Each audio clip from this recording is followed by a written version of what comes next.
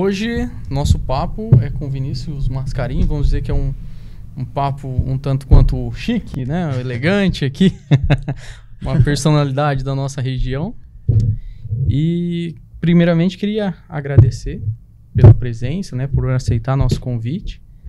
E vamos bater um papo bem gostoso. É um prazer estar aqui. Eu já falei que se você não tivesse me convidado, eu tinha me oferecido. Eu tava louco pra vir aqui bater papo com vocês. Você sabe que eu adoro vocês, adoro a aldeia. A gente já faz coisa junto há muito tempo. Então tava ansioso pra gente bater esse papo. Bacana. E pra começar...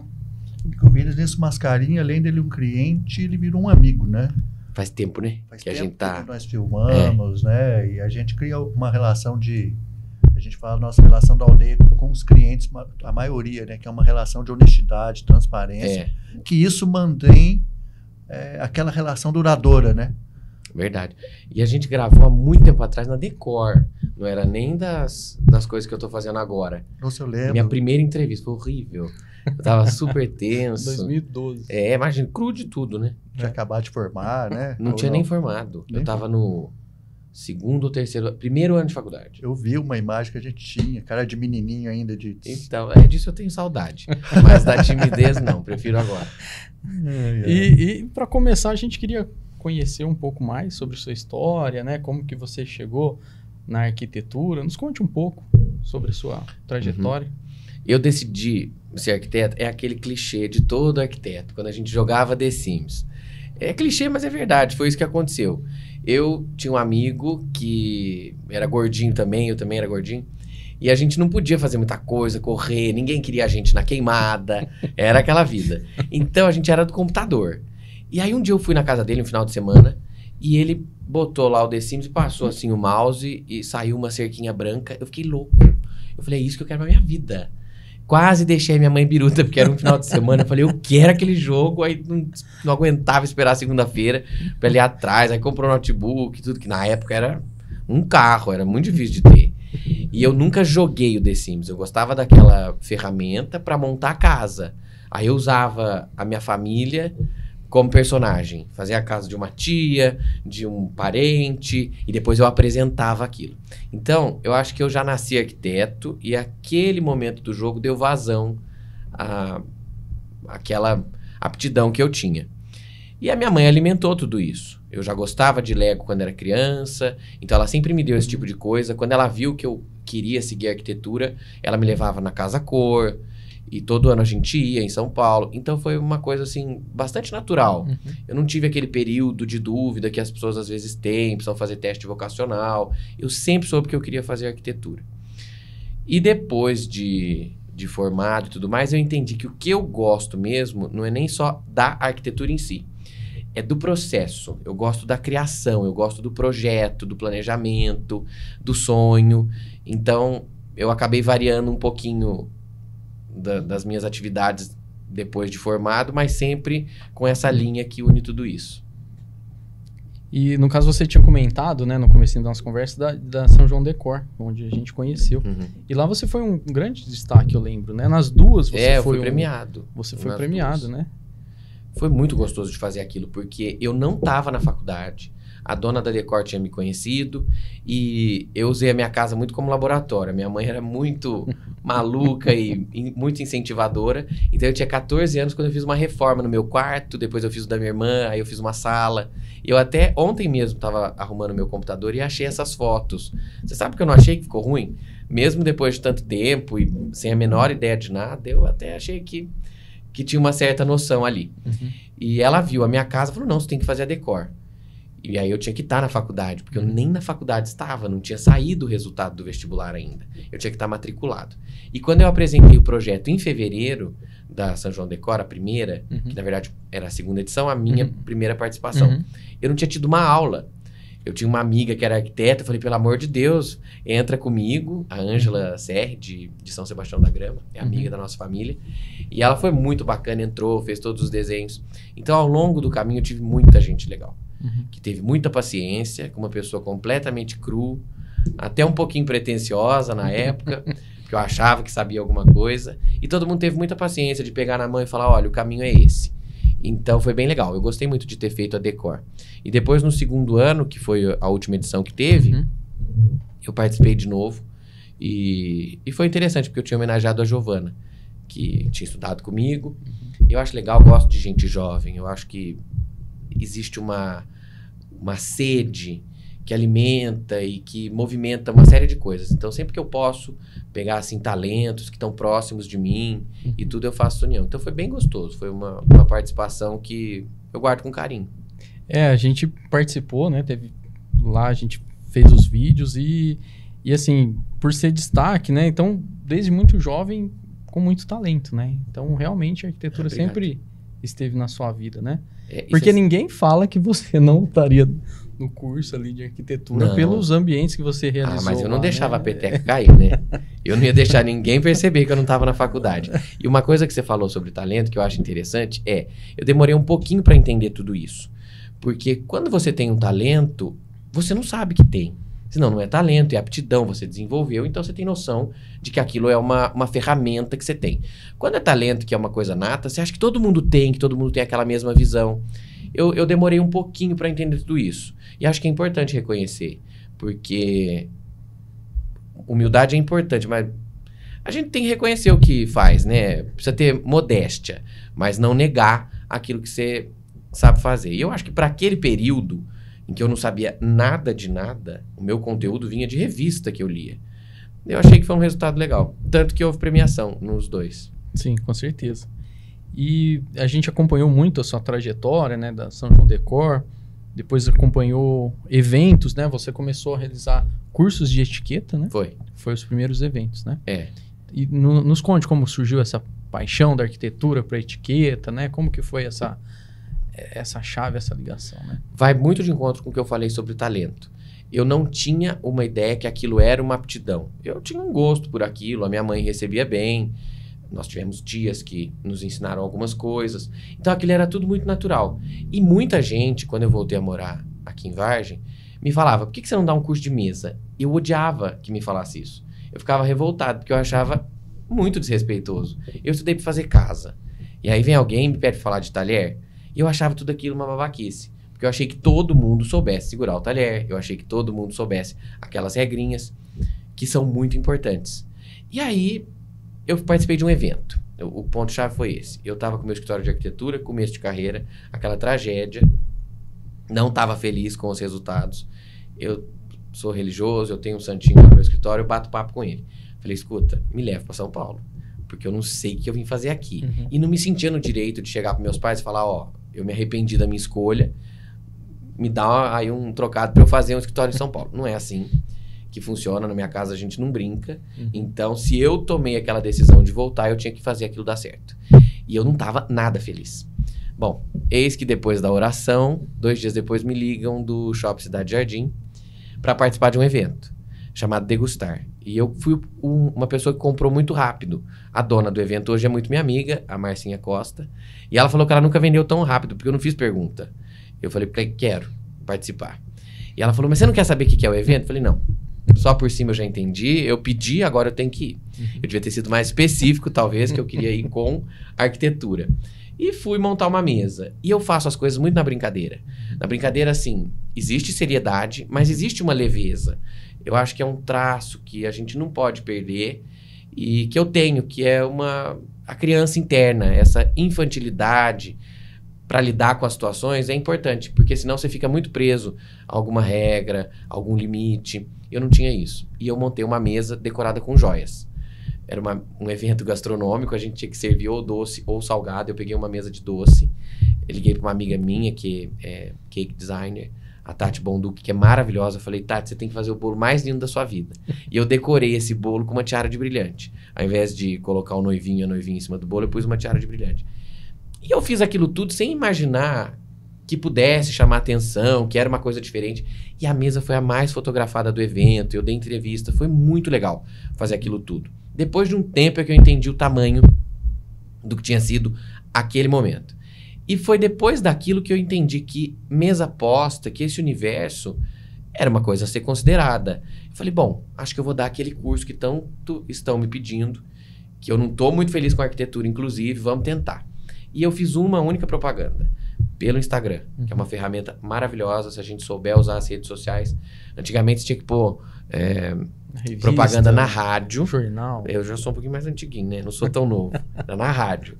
A gente tinha que pôr propaganda na rádio, tinha que passar o dia escutando para ver se estava certo, era caro. Hoje você tem a rede social aí, gratuita, se você souber usar essa ferramenta, você faz teu nome. E eu sempre usei isso com muita cautela. E eu usei essa ferramenta para fazer a divulgação. E divulguei que eu ia dar um curso de etiqueta e montagem de mesa. Eu achei a montagem de mesa só, que é o que me pediam, um pouco rasa. Falei, vou colocar a etiqueta para a gente justificar todo aquele processo da montagem. E até para dar um tempo maior, né? Isso numa sexta. Eu fiz a propaganda. E no domingo eu tinha 20 alunas. Caramba. Que não sabiam o preço, que não sabiam onde ia ser, elas só demonstraram interesse. E foi aí que eu fui montar o curso. Porque eu achei que ninguém tivesse interesse, que fosse 2, 3, que me pediam aquilo meio no oba-oba.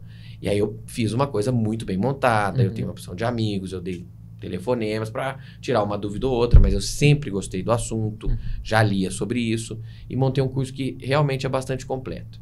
E assim a gente começou. E eu dividi em 2 dias, 2 etapas. Uma que era a parte teórica, onde eu ensinava tudo o que precisava e tal. E no segundo dia que era o jantar, que era a experiência. E aí eu não corrigia ninguém. Se eu via que não estava segurando o talher da maneira como eu tinha passado no dia anterior, eu não corrigia, porque eu estava ali como anfitrião. E a base desse tema, etiqueta, é sempre o outro. Eu não vou causar um desconforto em ninguém.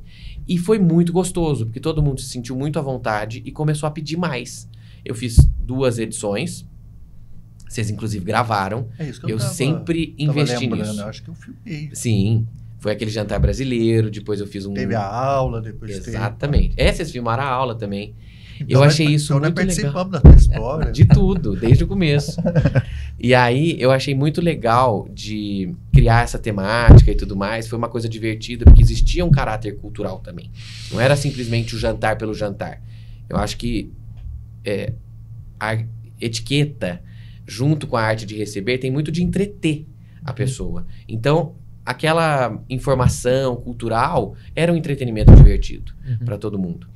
E achei que ia fazer 2 edições e pronto. A terceira turma se montou sozinha. Porque as pessoas foram, uma pessoa que tinha ido na segunda turma quis fazer de novo, levar outras amigas. E assim eu fui abrindo o leque. Aí o pessoal começou a pedir Natal, Páscoa. E eu fui montando os cursos assim. E percebi ao longo do caminho que o interesse maior não era o curso em si, era o programa. Coisa que a gente estava muito carente. Tá um pouco ainda. Não tem muito programa no interior. Sim. Que é uma coisa que eu me incomodo, porque às vezes a pessoa fala, mas vamos montar isso não vai dar certo. Por que essa descrença no interior? Você quer um solo melhor do que aqui? Tudo dá certo, as pessoas são empolgadas, existe um senso de comunidade muito mais intenso. E deu certo de fazer isso. Mas começou como uma brincadeira de montar uma mesa no evento Degustar e depois me arriscar fazendo esse curso em casa, de uma maneira totalmente amadora, com as coisas da minha mãe, com as funcionárias dela. É muito legal de ver. Eu, às vezes, fico olhando foto, fico emocionado, porque eu nunca imaginei que aquela brincadeirinha fosse virar o clube hoje, porque resultou nisso tudo, né? E de uma maneira muito orgânica e rápida. E nesses eventos sempre temáticos, né? Você trabalhava um tema, era Páscoa ou Natal? Não, eu fiz outros também. Fez outros? No meio do caminho eu fiz italiano, eu fiz o country, vocês foram filmar, que era uma festa social que a gente fazia. Depois da pandemia a gente afrouxou um pouquinho. E eu fiz muito tema. Nem sei te falar agora de cabeça quantos. E assim, a gente sempre os viu você dos bastidores, a correria. Como que é os bastidores? Porque ali pronto é fácil, né? Tá ali arrumadinho. E eu vejo que você chega ali, você tá correndo. Como que é os bastidores para montar cada evento? Ó, você não foi no último evento. O Antônio tava lá, você viu que tava bem tranquilo. A gente gravou e tudo mais. Eu acho que eu peguei mão. Tudo é experiência. No começo era tudo novidade, por mais que eu soubesse algumas coisas que eu aprendi com a minha mãe, tudo é quilometragem. Então tem coisa que a gente quer fazer antes do tempo e não vai. Mas os bastidores têm muito trabalho. Muito trabalho de pesquisa. Um detalhezinho que a gente vai fazer tem todo um processo por trás. Eu vou contar uma história, só para você entender, de um réveillon que eu fiz na fazenda de um amigo.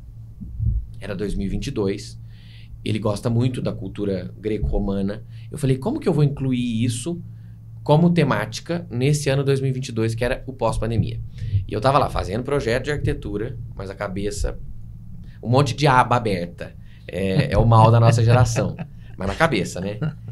Aí eu pensei, falei, nossa, número 2 é numerologia. Deixa eu ver o que significa o algarismo 2, que é o que se repete. Dualidade, novos começos. Falei, nó, perfeito, tem tudo a ver com pandemia, fim de pandemia. Eu falei, como é que eu vou relacionar isso com algum deus? Eu tava pensando em Baco, Dionísio, né? A versão grega e a versão romana do deus do vinho. Que tem tudo a ver, comemorar uma festa e tal. Sim. E aí eu me lembrei de um filme, tudo é intertextualidade. Isso é... A gente precisa beber de várias fontes para fazer coisas diferentes. Lembrei de um filme que eu assisti, que é da Angelina Jolie, o Turista, que é em Veneza, que eu adoro. Então eu já vi esse filme 500 vezes. Em determinado ponto do filme, ela mexe numa pulseirinha que ela tem e o cara pergunta, o que é isso? Ela falou, esse aqui é o deus Janus, ele tem 2 cabeças. A minha mãe me deu para eu lembrar que tudo na vida tem 2 lados, toda pessoa tem 2 lados e tudo mais. Eu falei, tá aí a dualidade. Fui fazer uma pesquisa sobre isso e descobri que o deus Janus é o deus do Réveillon. É o deus de janeiro, olha, dos portões. Bacana. Então, quer dizer, aquilo tudo aconteceu de uma maneira orgânica, mas existia um sentido. Então, para a gente chegar naquela temática final que foi interessante, houve esse momento de reflexão, de chegar a uma temática e depois esmiuçar esse tema. Porque eu mergulhei de cabeça, eu fiz pesquisa, eu gosto muito do processo. Então, é uma coisa que é trabalhosa no sentido, demanda um tempo, mas não é sofrido. É bem gostoso de fazer. E hoje em dia, como eu já tô com bastante prática, a equipe já tá muito alinhada, tá bem mais fácil do que naquele começo, quando vocês filmavam lá, que era uma loucura, eu tava vestindo a roupa e o pessoal chegando. Agora eu já consigo fazer com antecedência. Eu lembro uma história, uma vez que nós estávamos lá, aí tinha uma menina com a mesa de som, a mesa de som não funcionava, aí nós fomos com a mesa de som pra lá, nós tentamos ajudar. Calor, pegou fogo. Isso acontece. Nossa, é mesmo, o dia que o cara pegou fogo no Natal, você lembra? Pegou fogo. Essas são as histórias que deixam o evento. Eu nem lembrava dessas coisas. Então, a gente lembra que a gente filma. E nessa hora, sabe o que aconteceu? Eu lembro desse dia que pegou fogo. O gel do Richô, do buffet, caiu na mesa de madeira. Eu tava sentado, tinham 2 pessoas sentadas aí e o fogo pegando atrás da cabeça dela. E eu fingindo que nada tava acontecendo. Em pânico, tava absolutamente em pânico. Olhando aquele fogo, aquela labareda atrás, falei, se pega no cabelo. Só que se eu dou um grito, se eu mostro que tem alguma coisa errada, eu destruo uma festa. O anfitrião tem que ter esse jogo de cintura. E eu dando com a mão pra uma pessoa, fingindo que tava tudo bem, apagaram, estragou meu buffet, mas tá lá, uma cicatriz de uma festa. E deu tudo certo. Então, imprevistos vão acontecer. Isso em obra acontece, em festa acontece. Você pode programar tudo. Quando você lida com o fator humano, não tem como. Produção de vídeo acontece muito. Também, não, produção de vídeo não. Vocês sempre fizeram direitinho, nunca tivemos problema.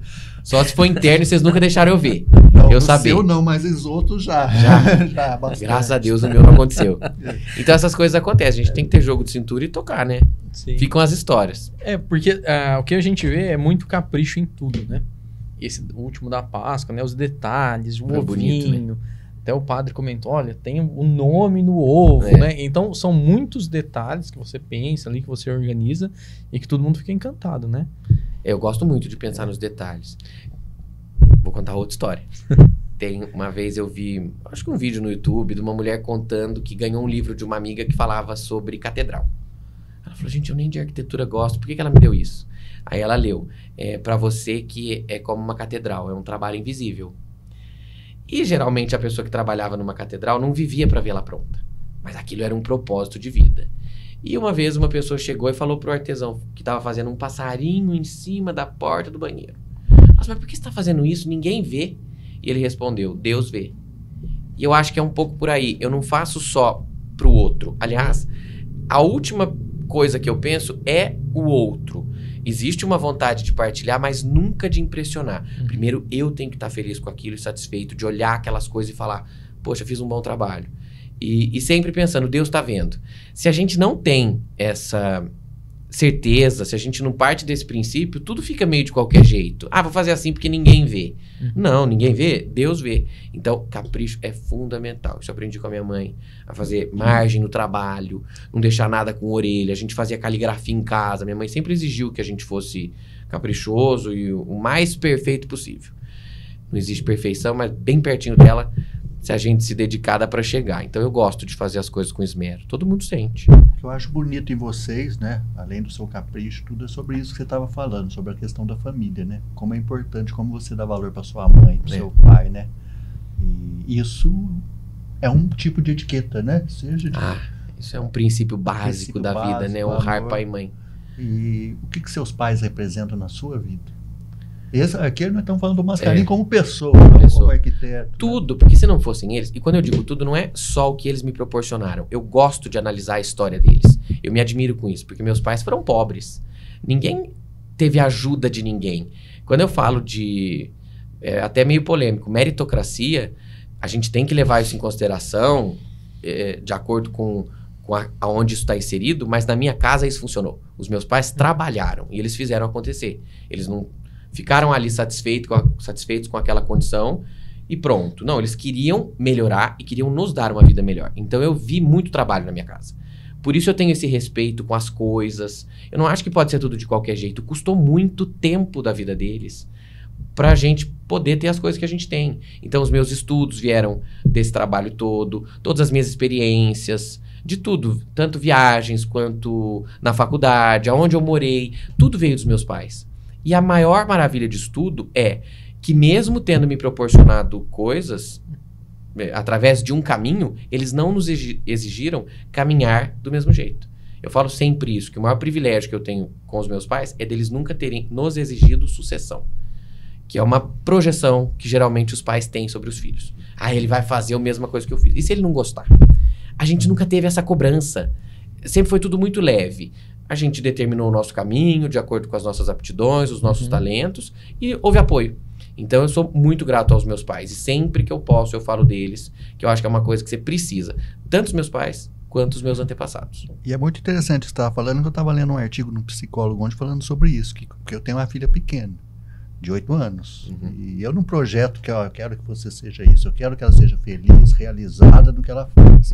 E muitos pais, como você falou que seus pais não foram, eles deixaram você ser livre para escolher, e isso te transforma num ser humano emocionalmente equilibrado, psicologicamente feliz. Já mudamos o assunto para psicologia. Aqui é assim, mas vamos para todos os assuntos. Eu sou o maior defensor da terapia. E eu vejo como não é só questão financeira também, os valores dos seus pais, a educação, quando a gente vai lá, como eles tratam a gente, todo mundo, seja quem for. Eu fico todo orgulhoso. Porque não é só financeiro. Assim. Financeiro é uma coisa. Tem até aquele ditado, né? Aquele homem era tão pobre que ele só tinha dinheiro. Conheço tanta gente assim. Então não é isso. A gente vê lá como seu pai trata a gente bem, né? Como a mãe dele, tanto como você trata a gente bem, as pessoas que trabalham, né? E isso é importante, que a gente admira você, seu pai, sua mãe. Muito obrigado. Uma coisa que eu acho muito importante é a gente nunca esquecer de onde veio. As nossas raízes é para onde você corre no momento de dificuldade. Mesmo sem perceber, você vibra para aquele lugar. Então isso tem que ser muito bem estabelecido na infância. E não é falando, é exemplificando. Eu vi a minha mãe trabalhar. Às vezes eu acho engraçado, porque hoje em dia as pessoas não dão conta de um monte de coisa que a geração dos meus pais sempre deu. E nunca reclamou. Verdade. Viajava sozinho com os filhos, não tinha babá, e dava conta. A gente nunca comeu de qualquer jeito. A gente sentava e comia que nem gente. Porque hoje em dia eu vejo crianças comendo igual bicho. E eu acho tudo isso um horror, porque falta pulso. Birra, a gente não fazia, porque a gente passava um sabão em casa antes, a gente morria de medo. E eu não cresci com pânico, eu não cresci com traumas. Eu acho que esses limites são importantes. Isso também entra um pouco na coisa da etiqueta, porque é sempre pensar no outro. Você é responsável pela vida do seu filho. Como que ele vai atrapalhar a vida do outro? Enquanto você é responsável por ele, você precisa controlar e educar para que o outro fique à vontade ao lado dele. E hoje eu vejo muita criança ser o oposto disso. A gente não quer que vá na casa, a criança pula. Eu acho tudo isso um absurdo. Tirar enfeite da casa. Eu não posso ter enfeite porque eu tenho criança pequena. Imagine, estão lá os vasos da minha mãe até hoje, nunca ninguém quebrou, porque existiu essa educação. Essa base foi muito forte em casa e eu acho que se eu tivesse filhos eu faria igual. Porque eu gosto muito da maneira como eu encaro as coisas. As coisas não doem. Você tem que fazer aquilo, acabou. E hoje em dia eu vejo uma geração que se você pedir para servir um cafezinho, ela se sente humilhada. Então não, a minha raiz é aquela de sempre, jamais vou negar, pelo contrário, sempre vou valorizar. Por quê? Porque você foi uma pessoa que você foi criado nos princípios cristãos. Se Jesus Cristo, apesar dele ser o rei, ele serviria um café para você? Não é? Não é? Aliás, é a base da vida. Eu acho que a gente está aqui para servir. Servir e aprender a amar. É muito difícil. decifrar um negócio desse. Que às vezes dá vontade de matar. Dá, eu sinto também. Tem vontade de pegar pelo pescoço. Mas a gente não pode, né? Então, aprender a servir e sentir prazer nesse processo é muito bom. Muito interessante você tocar nesse assunto, que me fez lembrar desse período de quaresma que a gente está. No ano passado, a quarta-feira de cinzas foi missa de 7º dia do marido de uma amiga nossa. E nós não ficamos sabendo antes, então nós viemos à missa, foi aqui. E aí o padre falando sobre quaresma, aquele começo e tudo mais, falando sobre a penitência, sobre prazeres. E eu falei, gente, eu só faço aquilo que eu gosto. Eu não tô fazendo certo isso. Eu vou tirar alguma coisa que me dá muito prazer pra ver se eu me oriento um pouco melhor na quaresma. E aí eu tirei, pode parecer uma bobagem, mas eu sou viciado em refrigerante. Pode falar marca? Pode. Coca-Cola. Eu amo Coca-Cola. Tem gente que gosta de vinho, gosta de cerveja. O que você gosta? Eu gosto de Coca-Cola. Me convida para tomar Coca-Cola que eu vou ficar feliz da vida.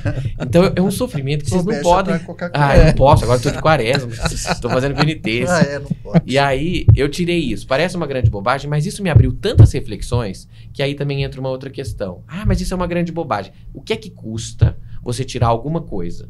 Isso te propõe uma reflexão, isso é um respeito em relação à religião, não comer carne na sexta-feira santa. Lá em casa, a gente não come toda sexta-feira da quaresma. O meu avô não comia toda sexta-feira do ano. Não dói, gente. Manter uma tradição viva, você precisa ter um pouquinho de boa vontade. Eu sinto que hoje em dia, muito pouca gente pensa assim. E aí eu pensei isso, quando o padre falou. Depois, quando terminou e eu fui tomar Coca-Cola, aquele prêmio de ter conseguido passar por aquele período de reflexão, eu não senti tanto prazer. E aí eu fiz outra reflexão. Não é que eu faço só o que me dá prazer. Eu aprendi a sentir prazer naquilo que é certo de fazer. Eu odeio ir a velório, mas quando um amigo precisa de mim, é claro que eu vou. Eu não entendo a pessoa que fala, isso não me faz bem. Claro que não faz, ninguém gosta de estar lá, mas é um momento que você precisa do amigo. Na hora de tomar cerveja, é muito fácil. 2 locais, né? Hospital e cemitério. Quem que gosta Ninguém de estar gosta. nesse local? Então, eu fui educado assim, para aprender a sentir prazer naquilo que é certo de fazer. Então, tem dado certo. A minha mãe conseguiu orientar a gente dessa maneira. Eu não sofro com essas coisas, não.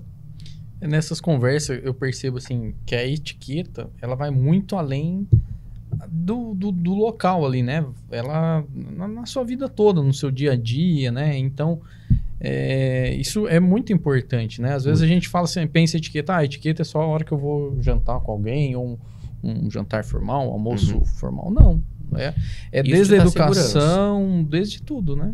Tudo. O que é etiqueta? É a pequena ética. Então você não vai invadir o espaço do outro, porque você não tem direito sobre aquele espaço. Eu não entendo a pessoa que dá um grito, atende um telefone numa mesa. E aí não é porque alguém determinou que sim. É porque aquilo incomoda o próximo. Comer de boca aberta. Eu tô comendo, eu vou ver a digestão sendo feita na sua boca. Pelo amor de Deus. Então não é frescura. As pessoas precisam, de uma vez por todas, desmistificar a etiqueta. E entender que é sempre pensando no próximo. É sempre a serviço do outro. Nunca si mesmo. A etiqueta é falar do outro. Então, isso sim para casa. Precisa haver um mínimo de formalidade numa casa. Senão vira um escracho. Você tem que saber respeitar os pais, os funcionários. Sabe? É a pequena ética. Vamos levar a etiqueta por esse caminho que fica muito mais fácil, óbvio. E muito mais intuitivo de ser aprendido. E o que é etiqueta em si para você? Etiqueta é uma coisa... A gente pode misturar as coisas. Às vezes as pessoas misturam, né? Etiqueta é coisa de gente que tem... Dinheiro. É o que eu mais escuto. Mas a etiqueta é o que você falou. Você pode ter etiqueta na política, você pode ter etiqueta na sua relação pessoal, na sua relação com a sua mulher. Com os filhos. Que é o que você falou, né? A ética é um conjunto de normas que te faz viver bem na sociedade. Exatamente. Né? Me define o que é etiqueta você no amplo geral, não só apenas em jantar... É o que a gente falou, até na política precisamos de etiqueta. É um pouquinho mais difícil de ter etiqueta em sua totalidade, mas um pouquinho de gentileza dá. A gente pode até discorrer sobre. Mas uma vez eu falei até numa outra entrevista que eu dei, o que é etiqueta para mim? Etiqueta é amor. Sempre. É ter essa capacidade de amar, portanto, respeitar o espaço do próximo e aplicar isso para tudo na vida. Qualquer coisa que você for fazer, você fala, será que eu estou incomodando o meu vizinho? Pronto, você não vai fazer. Entende como é fácil entender essas regras? Eu não entendo a dificuldade das pessoas. Eu acho que pensar um pouco mais no próximo, né? No outro. Sempre no próximo, sempre no próximo. É sempre sobre o outro. nunca sobre você. Aí, indo pro lado de mesa posta, eu ouvi uma definição de uma pessoa que eu tô seguindo há pouco tempo e que eu gostei muito. Etiqueta não é você aprender a não derrubar o molho, é ver o outro derrubar e fingir que não viu. É isso. E aí eu vou contar uma história da família Scarpa. A Fátima Scarpa, que é uma referência em receber, em etiqueta. Eu já fiz os cursos dela todos. Até já a conheci. Muito simpática. Conheceu o Chiquinho ela falou... também, o Chiquinho não. O Chiquinho não. Ela falou... Eu adoro o Chiquinho. A estética dele, eu amo. A Fátima contou uma história do pai dela, que uma vez recebeu uma pessoa e eles serviram de sobremesa uma banana flambada, que veio na meia casca. E a convidada comeu com casca. Ah, mas não teve dúvida, o pai dela comeu a casca também. Olha que capacidade, que gentileza, que doação. Ele comeu um negócio que ele sabe que não é pra comer, só pra deixar a outra pessoa à vontade. Então, a etiqueta é isso. É sempre pensando no outro. E você tocou em personalidade, né? Eu vou ir e voltar nas conversas que eu montei um roteirinho. Você chegou a conhecer a Beth Safir, né? É muito minha amiga. Falei com ela hoje no telefone. E como que você conheceu ela? Como que foi essa... Foi uma história engraçada. Eu comprei um quadro de uma pessoa, esqueci, não fui buscar. Esse quadro foi para uma exposição, e aí voltou premiado, ficou preso na alfândega, foi um rolo. E aí nada de eu conseguir conhecer essa pessoa. Aí me convidaram para almoçar, e no dia desse almoço eu bati o carro, e não cheguei. Então foi uma ladainha para conseguir pegar esse quadro. Bom, no dia que eu fui, a gente já tava amigo, de tanto se falar e tudo mais, mas sem se conhecer pessoalmente. E a mulher dele, também arquiteta, me convidou para jantar na casa deles. E quando eu fui, a Beth estava lá. Eu já era amigo da Beth no Facebook. Mas a gente não se conhecia. Eu adicionei outra época de Facebook. Os arquitetos todos tinham um perfil pessoal, não era uma página. E eu sou bastante atirado e eu fui fazendo amizade com todos e conversava mesmo. Acho que o não, você já tem, não dá pra ter medo não. E a Beth foi uma dessas, ela tava fazendo o programa Aprendiz. A hora que eu assisti ela falando palavrão, eu falei, eu vou ser amigo dela. Porque eu achei ela muito divertida.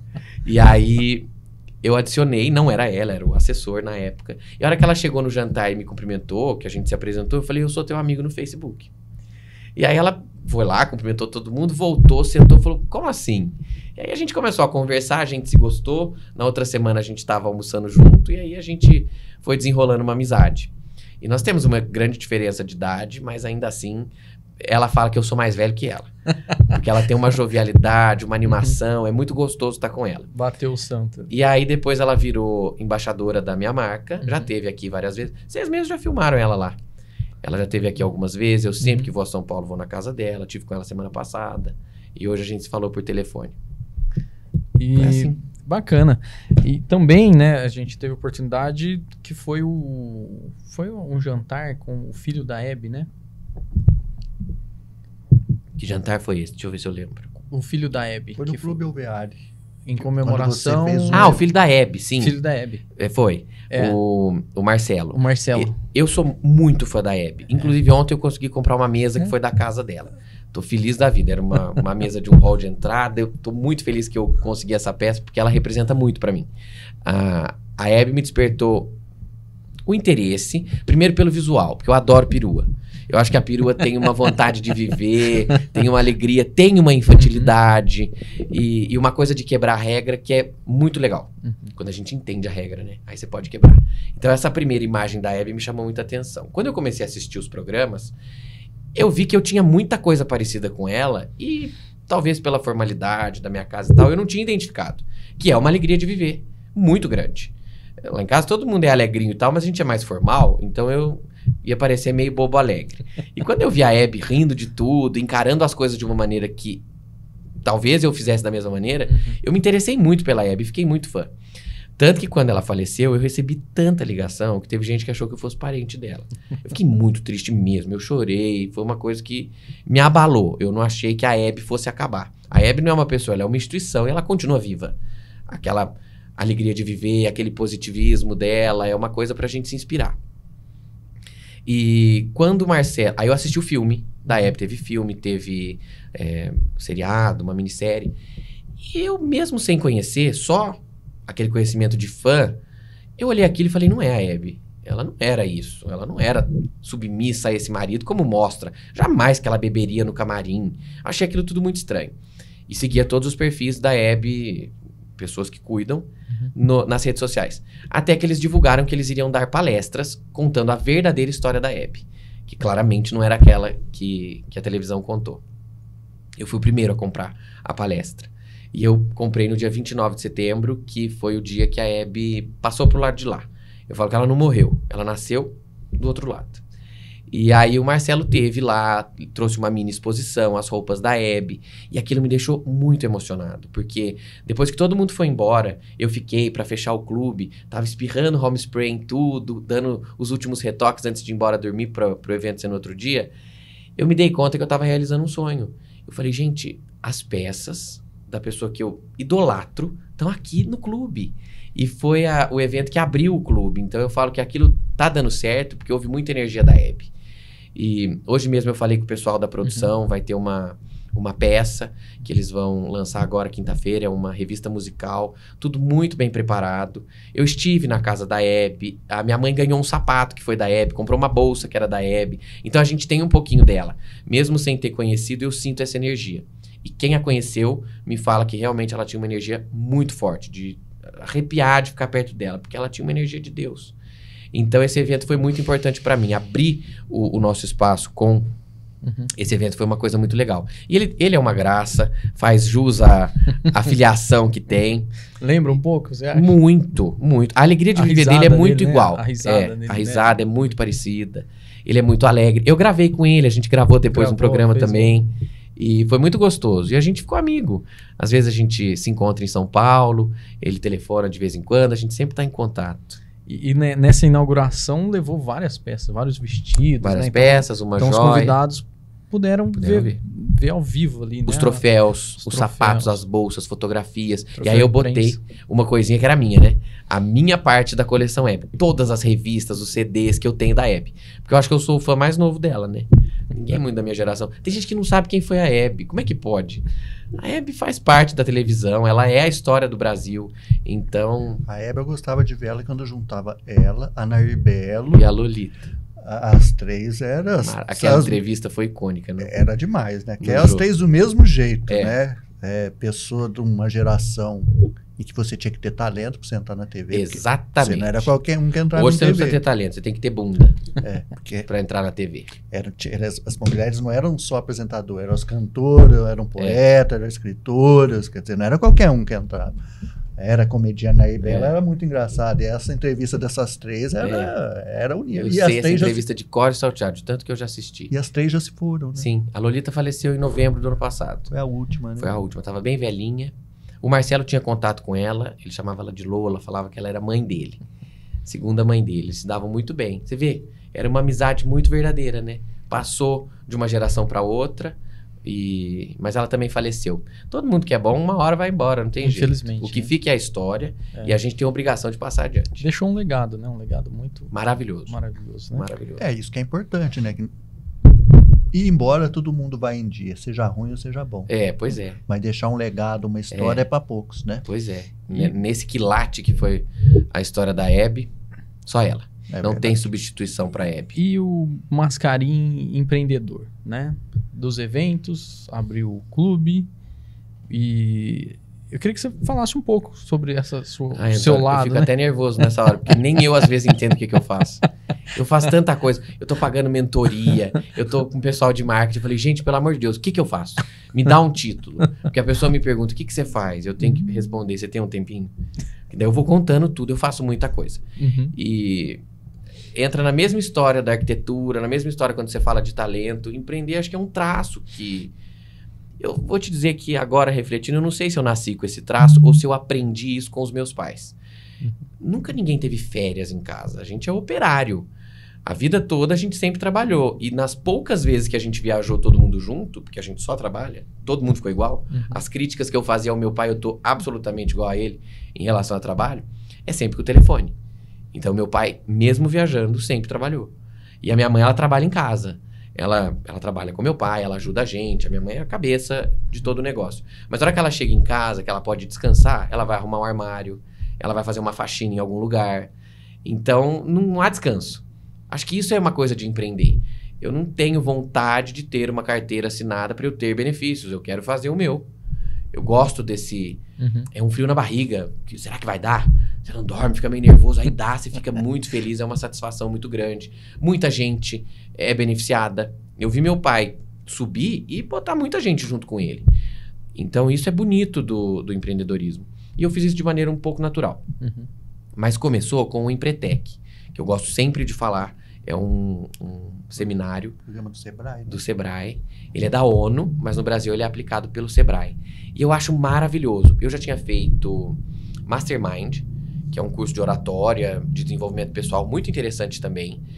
E que eu recomendo que se faça antes do Empretec. Porque o Empretec, acho que já tem um pouco de tudo, assim, sabe? Eu absorvi muito dos dois, acho que porque fiz nesse processo. Foi muito interessante.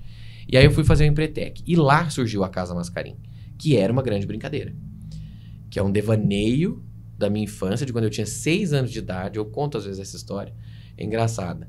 Porque eu tive catapora aos 6 anos e não pude ir com os amiguinhos da escola no cinema, que era aqui em São João. Assisti 101 Dálmatas, o longa-metragem, não era o desenho. E a minha madrinha tinha ido a São Paulo, tinha me trazido a fita de vídeo.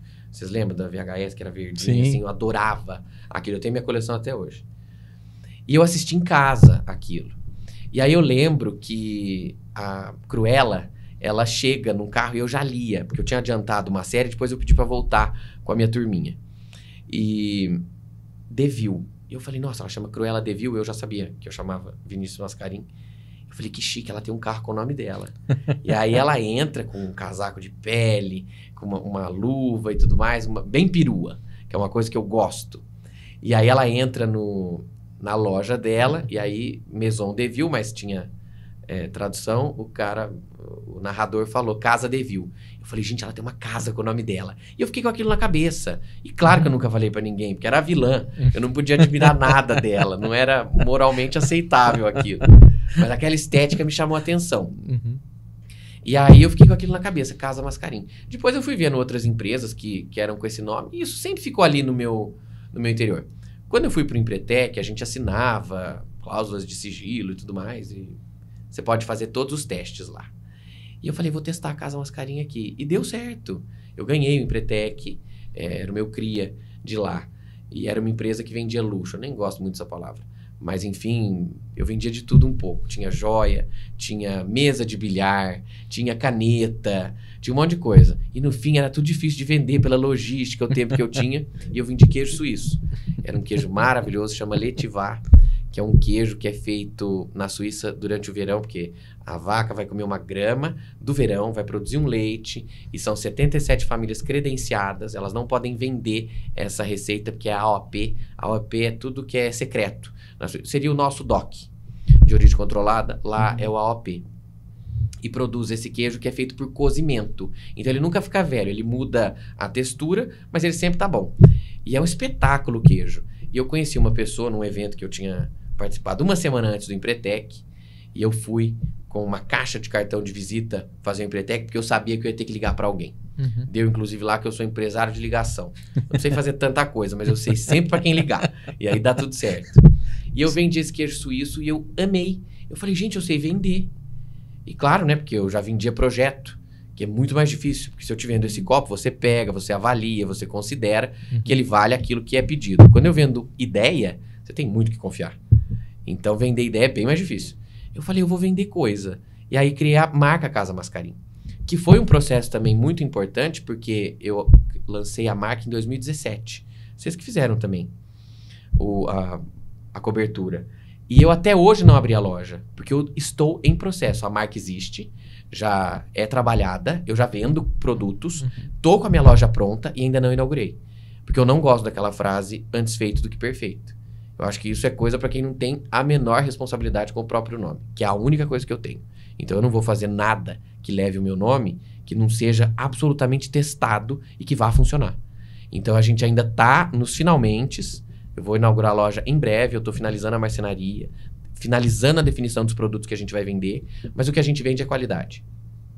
Então, eu empreendi de uma maneira natural, levando em consideração coisas que estavam dentro do meu HD, lá da minha infância, e que tem verdade. Eu não gosto muito do processo inverso. A gente pensa no dinheiro para depois entender o caminho. Não. Faz um caminho direitinho, que o dinheiro vai ser consequência, ele vai chegar. Você tem que saber o que você entrega antes de entender o que você ganha. Isso eu acho que é uma premissa muito importante para se empreender com qualidade e as coisas darem certo. Então eu tô, por hora, bastante satisfeito com o caminhar que a gente tá levando. E assim, a gente vê lá, a casa é muito glamurosa, né? Muito bonita, né? E a inspiração, né? Pra arquitetura da casa, né? O conceito ali, como que foi essa... Sempre italiano. Eu gosto muito de nona, sabe? De vó, aquela cozinha gostosa pra gente ficar em volta. Então eu queria que tivesse cara de casa. Você falou que é glamurosa, mas eu tenho certeza que você sentiu à vontade lá. Eu não gosto muito da coisa engessada no sentido... Existe um capricho, existe uma formalidade, mas sem estar engessado. E eu queria que a casa tivesse isso. Você pode ver que a arquitetura, ela abraça. E é numa esquina, eu achei que ficou uma coisa super bonita. E ela é amarela, que é uma cor que é muito italiana. Lembra uma vila italiana, dá vontade de entrar. Eu fiz um teto meio de fazenda, para ter essa coisa de casa de vó. E nenhum ambiente... ele tem um caráter corporativo. Isso era uma premissa que não tinha possibilidade, porque eu não sei trabalhar assim. Eu tenho que trabalhar à vontade. Eu chego lá, eu tiro o sapato, eu fico descalço na minha sala, meu cachorro fica junto comigo, as meninas estão ali cozinhando, a gente sente um cheirinho de bolo. Eu acho isso gostoso. E quando saem das outras salas, porque todo mundo está trabalhando junto, você vê a cozinha. Eu pus portas de vidro porque eu queria que visse a cozinha, ver que tá saindo um bolo, vai lá tomar um cafezinho com a gente. A minha cozinha não é escondida em relação ao clube, que é tudo junto. Porque eu quero que você abra a geladeira para pegar o pudim. É uma casa. E eu sinto que as pessoas têm essa sensação quando vão lá, ficam muito à vontade, querem voltar. E a gente tá escrevendo umas histórias muito legais lá. E hoje, para pessoas assim, eu quero... Você loca o espaço? Como que funciona? Para eventos? Como que... Sim. Explica como que seria... Além da sua... vai ter a loja, né? Com alguns produtos. Depois eu quero que você fale em específico. Você tem um espumante, né? Na sua marca também. Tem. O clube a gente aluga e eu monto um evento bastante personalizado. Eu quero que a pessoa alugue aquela casa para fazer o evento que ela quiser. A gente já fez chá de bebê, batizado, aniversário, entrega de título, que teve a minha, mas eu também aluguei para uma outra situação. E o menu é muito personalizado. Você vai me contar o que você gosta de comer, eu vou fazer testes com a minha equipe, você vai degustar e a gente vai fazer aquilo. É tudo 100% personalizado, mas a gente loca. E eu tenho uma facilidade ali que é tudo num lugar só. Eu fiz o que eu queria contratar e não tinha. Eu queria chegar num lugar, assinar o cheque e ir embora. Você não tem que pensar em nada. E lá é isso. Você chega, a gente pensa desde a hora que a pessoa chega, eu posso contratar um serviço de valet. Se for do desejo da pessoa, é tudo realmente bastante conversado. Tem a hostess que fica na porta recebendo. Você passa por um hall de entrada que é como se fosse uma casa. Eu monto a sala de acordo com a necessidade. Ou é para jantar sentado, ou eu monto lounges, ou eu tiro tudo. É o que a pessoa quiser. A louça, a gente tem um acervo grande que a gente utiliza. Não precisa pensar em nada. Eu tenho as taças, eu tenho as travessas. Tudo muito bem passado. É tudo bem bonito. Eu fico muito em cima nesse crivo de qualidade, que é uma característica nossa. Não existe a possibilidade de eu oferecer para a pessoa alguma coisa que não seja o melhor, dentro daquilo que eu conheço, daquilo que eu sei fazer. E a gente faz tudo bastante no capricho. Eu gosto muito de receber essas histórias de outra pessoa. A pessoa vai, me conta como é que conheceu o marido, então a gente vai pegar alguma referência daquilo para replicar num cardápio, que você comeu tal coisa, vamos fazer a playlist para tocar aquela música que é importante. Esse processo é muito divertido, porque existe uma troca, é coração com coração. Uma história vai fazer parte da outra, então eu vivo aquilo tudo e a gente faz uma coisa bem personalizada. E junto, você falou do buffet, né? Tem a... Buffet Eccellenza, que surgiu no meio desse processo. Você perguntou da Casa Mascarim, ela foi a mãe de todas as outras empresas, porque no meio do caminho eu fui identificando processos, eu fui identificando serviços, para depois definir produtos, e aí eu dividi isso em empresas e a gente criou um grupo. A minha irmã tem a empresa dela que é de estética, a Vitória tem um conhecimento olfativo muito aguçado, ela tem uma linha de perfumaria muito boa, ela fez curso fora, inclusive a sala dela, eu que projetei, mas de acordo com aquilo que ela me deu, que é inspirado no Spa Guerlain, em Paris, ela teve uma imersão, eu até fui depois encontrar com ela lá, ela voltou bastante mudada. E você se sente em casa. Não é aquela coisa azulzinho, aquele verde hospitalar, que você fica meio triste. Não, é tudo bem bacana, bem com cara de casa. Você sente que você está num oásis dentro da cidade. Você não precisa ir fora para ter um momento relaxante. Ela tem os banhos terapêuticos, é muito legal. Então a Vitória já tinha a empresa dela bem estruturada e depois ela afinou tudo isso. Nós, com as festas, tínhamos uma questão com gastronomia. Porque tem muita coisa boa por aqui, mas eu sentia que era mais do mesmo. Eu vou numa festa, quando chega a primeira entrada que é oferecida, eu já sei quem é o buffet.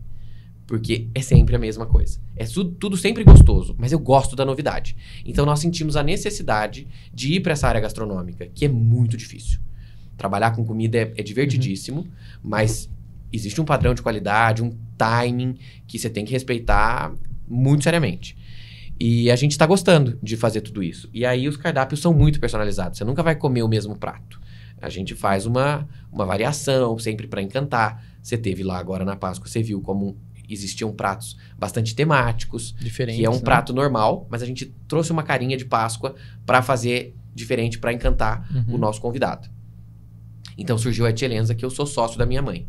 E a gente vai entrar com uma linha agora de congelados, a gente está até vendendo algumas coisas, estamos em fase de teste. Porque como eu te disse, eu faço muitos testes antes de soltar isso como uma verdade que pode ser passada adiante. Tem doces também, né? Doce, a Madeleine, que é muito famosa, minha mãe faz essas Madeleines e ficaram famosas na festa de um amigo. Então a gente também está sempre atento ao cliente. Ele te dá um caminho que você não identificou, a gente fazia aquela Madeleine como uma coisa muito normal. E ele falou, gente, isso aqui é muito bom, vocês têm que comercializar, que a gente faz a Madeleine recheada. E aí a gente começou a fazer e deu bastante certo. Então a gente tem projetos para isso. E uma empresa dá a mão para outra. Porque no final das contas, existe uma linha que liga todas elas, que é a qualidade e que é a facilidade na vida do anfitrião. Gente que quer receber, chega na nossa loja, a gente tem tanto a parte de mesa posta, que vai haver na Casa Mascarim, quanto roupa, que a gente também vai trabalhar com um pouquinho disso, quanto a parte gastronômica, quanto o espaço, quanto o relaxamento que você tem que ter pré e pós-festa. Então é um espaço para facilitar a vida do anfitrião, que é o que a gente faz e muitos dos nossos amigos gostam também. Perfeito. Nisso, né, surgiu o espumante Mascarim, né? Do mesmo jeito. Do mesmo jeito. Eu fui alugar um espaço que era como se fosse uma casa, claro que eu não vou dizer o nome do espaço, mas ele estava tão velho, tão caído. Minha mãe falou, filho, você não vai fazer aqui. Eu não vou deixar você gastar seu dinheiro fazendo uma coisa aqui. Porque nós vamos ter que pôr muita flor, que não era bem a proposta do que eu queria. Como a Márcia conhece tudo em São Paulo e tudo relacionado ao evento, eu falei, Marcinha, me socorre. Onde é que eu vou fazer isso? Me fala um lugar que eu posso alugar. Ela falou, não vai alugar nada, vai fazer aqui na minha casa. E abriu a casa dela. Olha como é bacana, né? Sim. Esse networking, existe essas relações muito verdadeiras. A Márcia vive aqui, a gente virou irmão. Eu falo com ela toda semana, a gente fica horas no telefone. E tudo isso começou lá no Degustar. Então as pessoas que são iguais vão se aproximando, né? E um agrega a vida do outro. Mas o espumante surgiu de outra maneira. Uma amiga minha, a Josi Pieri, que é sommelier, maravilhosa. Ela sempre assinou carta de vinho pra gente. E me ligou um dia e falou assim, Vinícius, você quer ter um vinho? Quer ter um espumante? Eu falei, quero. Mas assim, não era um sonho, não era um projeto. Foi uma brecha. E eu peguei aquilo. Eu falo que oportunidade a gente não tem que agarrar. Você tem que pular em cima, dar beijo de língua e fazer filho. Você tem que fazer uma oportunidade gerar outra. Eu não podia deixar aquilo passar. Aí ela me falou disso, eu contei pra minha mãe. Mãe, o que você acha? A Josi ligou, falou da gente ter um espumante. Nossa, a minha ideia, eu vou te dar isso. Pode fazer que eu vou te ajudar. Tem tudo a ver com o que a gente faz, é brindar a vida, é festa, vamos fazer. Fiz todo o projeto, a gente pagou, não foi um negócio muito barato para uma empresa que tá em seu início, pandemia. Aí eu falei, não, gente, eu não vou lançar. Minha mãe, não, pelo amor de Deus, a gente tá com o dinheiro parado. Eu falei, eu não acredito em lançar um produto que precisa ter toque, precisa ter afeto, online. Eu não posso lançar isso online, eu tenho que bater uma taça na outra, eu quero esse contato, eu quero essa troca de energia.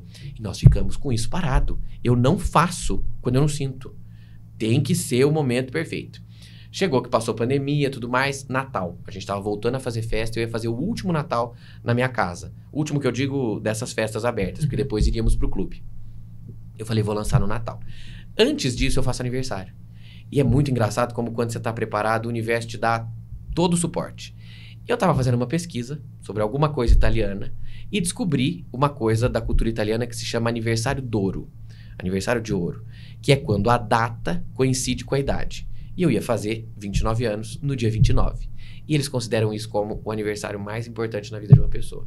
Eu falei, gente, aniversário d'ouro, eu tô vendendo ouro engarrafado, é o momento ideal para eu lançar o espumante. E aí nós fizemos esse lançamento, eu fiz uma festa com 29 convidados, no dia 29, e depois de 29 dias abrimos as vendas. Então, a numerologia também foi uma coisa interessante de ser explorada, tudo tem que ter um significado.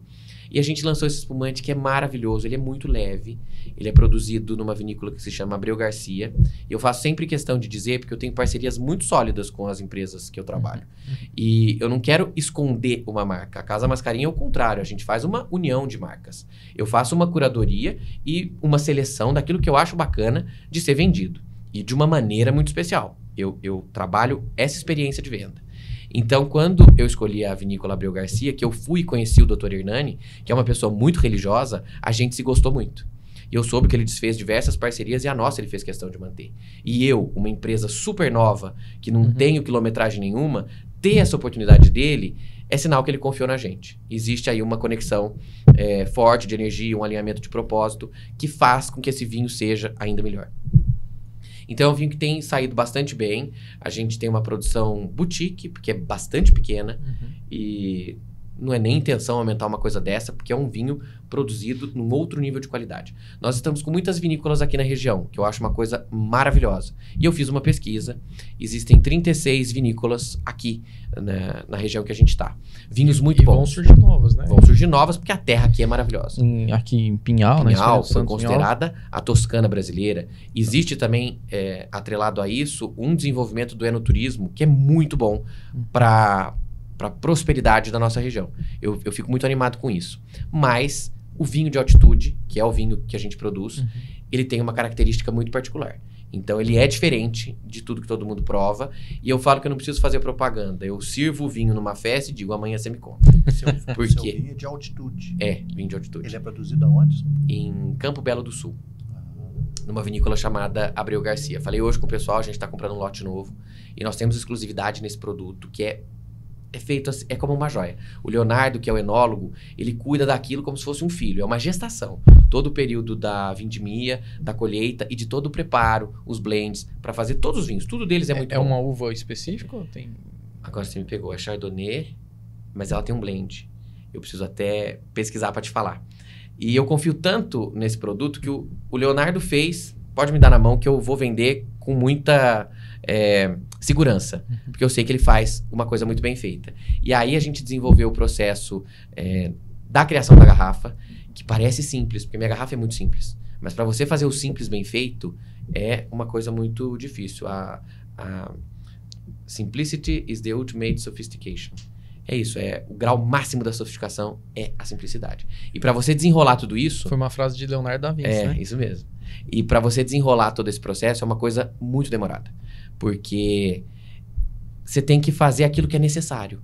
Você não tem nenhuma firula a mais, não tem nada ali para maquiar. É aquela qualidade que você está indicando, é uma coisa muito objetiva.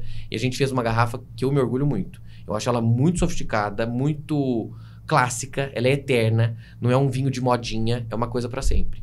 E o nosso slogan também surgiu de uma maneira orgânica. Você tem que dar tempo ao tempo, tem tempo para tudo, né? Isso é uma frase bíblica. Eu sou meio ansioso, mas eu tô aprendendo isso. Então desenvolveu até a garrafa, até o design não, da garrafa. A garrafa em si a gente usa uma pronta, eu não tenho... Você fala o design do rótulo. Como que ia ser a rolha, de onde vem, a nossa cápsula vem da Argentina, porque existe uma qualidade diferente. Eu me atentei muito a esses detalhes. Foi um tempo demorado pra gente conseguir fazer a garrafa. E ficou muito bacana. E o pessoal gosta muito, porque é uma garrafa bonita de ser mostrada numa festa. E eu, que sempre adorei champanhe e gosto de tomar essa bebida em festas, eu percebo que tem algumas bebidas, inclusive as muito famosas, que no meio da festa ela parece que ela vai fermentando na tua garganta. Você não consegue mais tomar. Por isso que eu digo que eu não preciso fazer propaganda da minha. Você pode tomar ela a noite inteira, claramente sem misturar com outra bebida, e no outro dia você vai acordar zerado. E é o que eu ouço de todo mundo. Então, a propaganda é a alma do negócio? Nem sempre. O negócio, quando bom, ele é a alma da propaganda. Então, eu não preciso fazer grandes coisas para divulgar o nosso produto, porque o boca a boca continua sendo a melhor de todas as propagandas e um fala com o outro sobre a qualidade do que a gente vende. Perfeito. Então, todos os seus trabalhos, tudo que você faz com muita dedicação, muito esmero, né? Faz sempre muito bem Responsabilidade. Responsabilidade. Muita responsabilidade. Com detalhes, né? Deus está nos detalhes, né? só nos detalhes, né? Uma vez eu ouvi uma frase num programinha do Discovery Channel. Eu era criança. Para uma obra sair perfeita, precisa ter 3 coisas. Detalhe, detalhe, detalhe.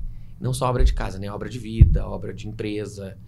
Pensando nisso e alinhando isso de uma maneira legal, você fica em paz para poder lançar e vai ter sucesso de venda. E nós conversamos um pouco sobre o lado empreendedor do Vinícius, mas tem um lado social do Vinícius também. Sim. Né? Que alguns eventos você fez... Me fala desses eventos sociais que teve grandes arrecadações. Ah, sim. Né? Foi, acho que, inclusive, esse churrasco. O churrasco, o VM Texas Barbecue. É. Surgiu como uma brincadeira. Você falou do Pedro, que vocês foram lá filmar hoje. O tio dele, o Beto, ele era uma pessoa muito generosa. Ele faleceu de Covid, foi uma perda muito triste. E ele ajudou a nossa cidade criando a Associação Setembro, que é uma empresa muito séria e que tem um propósito muito sério. A mulher dele, pelo que eu escutei, queria ajudar, ele comprou essa causa e ajudou muito, foi realmente uma pessoa que fez a diferença. E quando a filha dele, a Simone, foi me apresentar tudo isso, e eu já tinha passado por situações espirituais que eu tinha entendido que precisava haver ali uma questão com caridade, é uma história complexa, não sei se a gente vai ter tempo para contar hoje. Eu comprei aquela briga. Eu falei, não, eu vou ajudar a associação. E fizemos aquilo tudo sem meta. Aí a gente vai fazer um contraponto com empreendedorismo. Precisa ter meta. E a gente fez uma festa. Eu falei, eu vou dar a festa, então eu arco com tudo, vamos ver o que dá. Foram 60 pessoas. Vocês filmaram também na minha casa. E ninguém sentou do jeito que eu achei que ia sentar. Formal, né? Que eu fiz lugar marcado, tudo mais. Ninguém sentou. Falei, gente, então a gente pode pôr o dobro de pessoas no próximo ano. E a gente arrecadou uma quantia. E no ano seguinte eu falei, agora a gente tem que arrecadar tanto, que era mais que o dobro. Vinícius, você vai largar a gente louco, como é que a gente vai fazer? Eu falei, vende convite, deixa que eu vou arrumar o dinheiro. Aí a gente tinha um custo de festa e o que a gente tinha de bilheteria sobrava R$1.000. Eu falei, não vou fazer um negócio desse pra dar isso, a gente tem que fazer uma coisa que seja relevante. E aí eu fui pra São Paulo, gravei o programa Os Afirs com a Beth. A filha da Beth faleceu de ELA, esclerose lateral amiotrófica, que é a pior doença que pode existir. É uma doença assassina. A Beth intitulou assim, é verdade, porque você está absolutamente consciente e o teu corpo te mata. Então é muito triste, eu fiquei muito comovido com aquilo. E falei para o Dr. Jorge Abdala, que é o presidente da procura da ELA, que ele e a Alexandra, filha da Beth, criaram. Porque é uma doença que não tem cura, mas com as ferramentas necessárias você prolonga a vida de quem tem essa doença com dignidade. E eu falei, eu vou ajudar vocês. Aí liguei pro pessoal aqui de Vargem. Falei, gente, é o seguinte, aumentei a meta, agora a gente tem que vender mais. E botei uma quantia maior. Quase larguei todo mundo louco. Vinícius, como é que a gente vai conseguir isso e tal? E eu não tenho vergonha. Então eu falei, vendam que eu vou arrumar o convite. E na minha casa, pensa bem, meu pai e minha mãe são santos. Porque no outro dia tem que trocar o gramado da minha casa, porque eu faço churrasco lá fora. É um rolo. Mas é muito gostoso tudo isso. Sim. Aí eu encontrei eu não vou dizer nomes, eu encontrei com um empresário daqui de São João, lá em São Paulo. Eu tava fazendo umas coisas com eles. Ele me deu bom dia, nem respondi. Eu falei, fulano, preciso te dar uma facada. O que você precisa? Eu falei, de dinheiro. Quanto? Tanto. Imagina, é muito. Eu falei, não, mas você é muito rico, me dá esse dinheiro. Eu preciso muito, essas crianças estão tudo precisando de ajuda, dá uma ajudinha aí. Aí ele negociou lá, me deu um valor que eu tava esperando bem menos. Eu joguei lá em cima e deu tudo certo. Aí liguei pra outra pessoa, falei, e aí? Quanto que você pode me dar? Ah, mas eu não posso dar nada. Eu falei, fulano deu tanto. Aí a pessoa dava também. Então teve todo um processo aí muito maçante, porque pedir dinheiro não é mole. Pedir pros outros, meu Deus do céu. É uma coisa difícil. E no final das contas eu percebi que todo mundo entendeu a causa, não deu pra me agradar. Eu posso até ter dado uma pressionada no começo, mas é muito difícil fazer caridade, porque você vai levar paulada. Isso eu já aprendi. Tanto que eu não faço mais isso, porque eu continuo fazendo as minhas coisas do jeito que eu sempre fiz. Eu quebrei esse silêncio pra haver um movimento. E lógico que eu tomei paulada. Faz pra se aparecer, e tem tudo isso, né? Mas a gente tem que tirar de letra. Cada um interpreta com aquilo que tem dentro de si.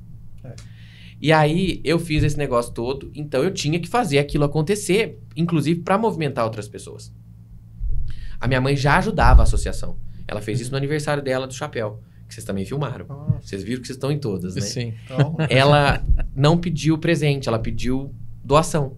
E elas ajudaram o hospital. Dali surgiu um programa dentro da Associação Setembro que se chama Heroínas de Verdade, em que elas já prepararam tudo para você fazer essa doação. Então é esse o ponto da caridade. Você se expõe, você dá a sua cara a tapa para movimentar mais pessoas, para tocar outros corações, para que façam também.